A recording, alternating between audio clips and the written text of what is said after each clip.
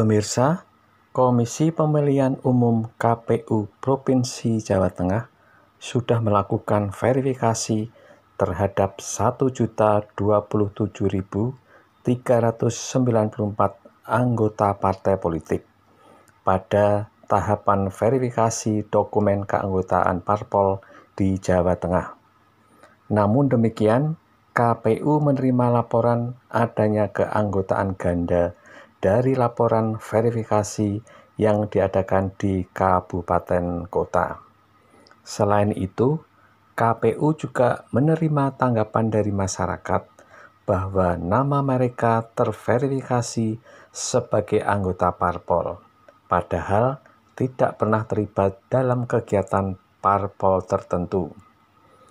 Berdasarkan rekapitulasi hingga 2 September 2022, terdapat sekitar 170 nama yang mengajukan tanggapan atas pengecekan NIK melalui https://infopemilu.kpu.go.id/pemilu/cari_NIK. Ketua KPU Jawa Tengah Paulus Widiantoro mengingatkan kepada masyarakat agar memanfaatkan fasilitas pengecekan apakah namanya terdaftar atau tidak sebagai anggota partai politik. Paulus mengingatkan pengecekan ini sangat penting agar memastikan nama kita tidak dipergunakan oleh oknum yang tidak bertanggung jawab. Jika memang bukan anggota partai politik, petunjuk pengecekan akan berbunyi, nama Anda tidak terdaftar dalam SIPOL. SIPOL merupakan singkatan dari Sistem Informasi Partai Politik. SIPOL adalah platform berbasis web yang digunakan untuk menginput data seperti profil, kepengurusan, domisili, serta keanggotaan. Penting untuk memastikan status kita dalam SIPOL. Apabila memang bukan anggota parpol, namun hasil verifikasi mengungkap nama Anda sebagai anggota parpol tertentu, Anda dapat menyampaikan tanggapan. Hal ini penting karena dalam kepentingan tertentu ada syarat-syarat yang mewajibkan tidak boleh terlibat dalam keanggotaan parpol, misal dalam pendaftaran calon ASN maupun pendaftaran TNI Polri. Oleh karenanya, secepatnya masyarakat melakukan verifikasi sebelum tanggal 14 September 2022. Kita sebenarnya ingin membiasakan langkah yang sebenarnya sudah diinisiasi oleh KPU RI ya. Jadi melakukan rilis-rilis atau warning terkait dengan kerja-kerja kita. Karena kita menyadari bahwa kawan-kawan media itu tentu ada keinginan untuk mengupdate informasi-informasi terbaru. Nah, kita ingin mengadakan pada setiap tahapan-tahapan. Nah, kebetulan hari ini adalah setelah kita menyelesaikan proses verifikasi administrasi tahap pertama. Jadi tadi malam kawan-kawan kabupaten kota pukul 23.59 adalah batas akhir untuk melakukan klarifikasi kegandaan. Nah, itu nanti akan saya ceritakan. Jadi hari ini saya pikir paling pas tanggal 6 ini kita bertemu dengan kawan-kawan media.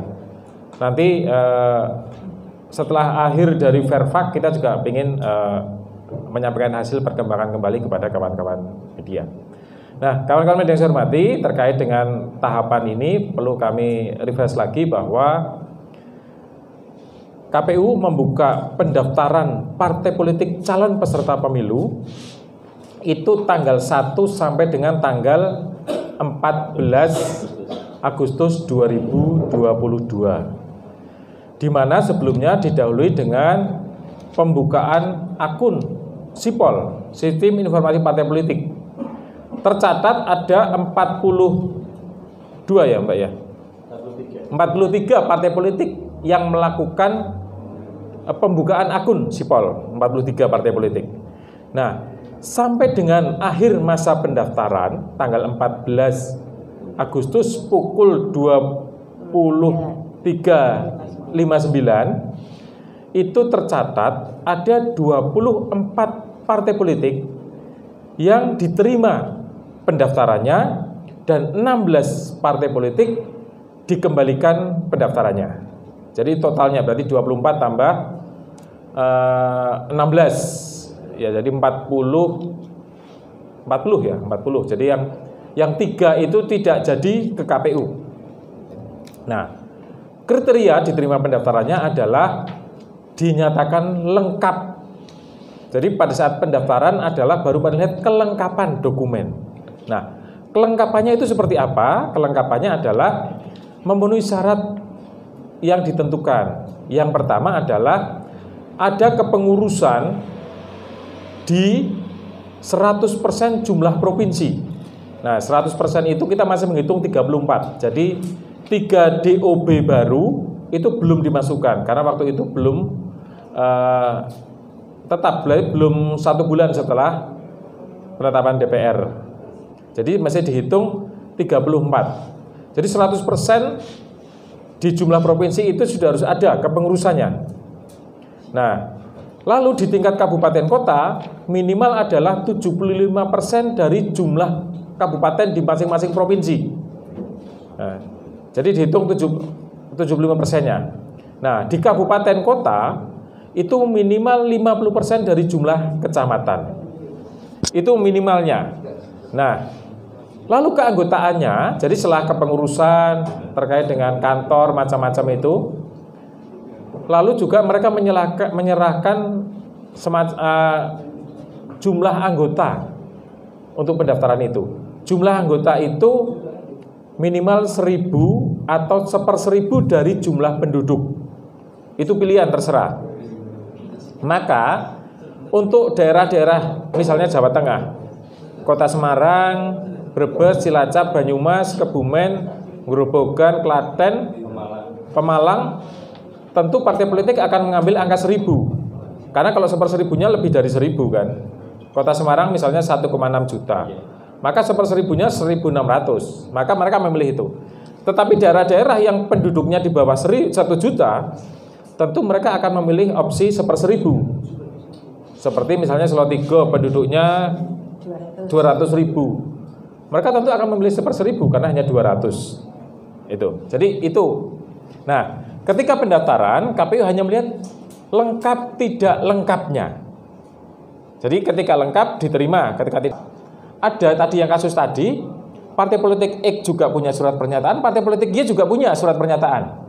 Nah, itulah yang kemarin tanggal 4 dan 5 KPU Kabupaten Kota itu menghadirkan mereka untuk diklarifikasi. Sakjane sebenarnya Anda itu anggota partai politik mana? Karena 2 partai politik bisa punya surat pernyataan. Nah, dengan disaksikan oleh partai politiknya ini tadi, dua-duanya dan Bawaslu. Sebenarnya kamu itu anggota partai politik mana? Nah, dia itu akan milih salah satu kan di situ. Atau kalau dia milih dua-duanya, malah dua-duanya menjadi kita TMS-kan. Jadi di sana mengaku iya, di sini mengaku juga iya. Hanya kita TMS-kan dua-duanya kalau seperti itu. Tapi kalau di situ hanya salah satu, maka langsung statusnya jelas. Itu yang kita MS-kan, yang lain TMS. Nah, tahap hari ini KPU Kabupaten Kota merekap hasil verifikasi administrasi di tahap 1 ini. Nah, nanti di KPU Provinsi kita tanggal 9 kita rekap, lalu diserahkan kepada KPU RI dan tanggal 14 September KPU RI akan menyampaikan hasil vermin tahap 1 ini kepada partai politik masing-masing. Setelah itu ada masa perbaikan. Jadi kalau partai politik yang masih belum cukup, belum dianggap memenuhi syarat-syarat minimal tadi. Jadi kan tadi syaratnya berarti kan harus lolos di 100% jumlah provinsi, di 75% jumlah kabupaten kota di masing-masing provinsi, dan 50% kecamatan di masing-masing kabupaten. Kalau yang belum ada masa perbaikannya. mulai tanggal 15 sampai tanggal 28 masa perbaikan. Nah, nanti tanggal 29 KPU akan lagi melakukan verifikasi administrasi perbaikan. Nah, sampai setelah itu yang memenuhi syarat dilanjutkan dengan verifikasi faktual. Nah, verifikasi faktual adalah kita akan mengambil sampling dari populasi yang tadi, populasi yang memenuhi syarat verifikasi administrasi, keanggotaan. Jadi, kalau untuk kepengurusan dan kantor kita verifikasi faktualnya dengan mendatangi. Untuk kepengurusan kita harus bertemu dengan KSB, ketua, sekretaris, dan bendahara dihadirkan. Kita ke kantor, mengecek kantornya betul-betul ada. Nah, dan juga yang dihadirkan adalah 30% keterwakilan perempuan dalam kepengurusan. Hasto Aryono, Jateng Post TV, melaporkan dari Semarang, Jawa Tengah.